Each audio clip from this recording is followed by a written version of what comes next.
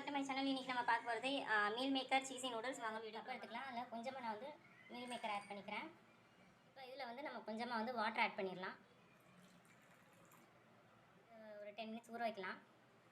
Pan எடுத்துக்கலாம். அதில் வந்து நம்ம ஒரு கிளாஸ் வாட்டர் ஆட் பண்ணிக்கலாம்.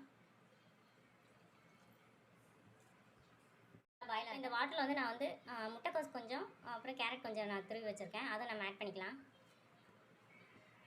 கொஞ்சமாக வேணுங்கிற அளவு சால்ட் ஆட் பண்ணிக்கலாம். நான் வந்து இந்த எப்பி நூடுல்ஸ் எடுத்துருக்கேன் 2 பாக்கெட்டு. இதை நம்ம ஆட் பண்ணிக்கலாம். இந்த நூடுல்ஸ் நல்லா குக் ஆகட்டும். நல்லா சிம்மில் வச்சு நல்லா வேக வைங்க. நூடுல்ஸ் நல்லா குக் ஆகிட்டுருக்கு. இதில் வந்து நம்ம இந்த மீல் மேக்கர் எடுத்து வச்சு நல்லா ஊறிடுச்சு. இதை நம்ம ஆட் பண்ணிக்கலாம்.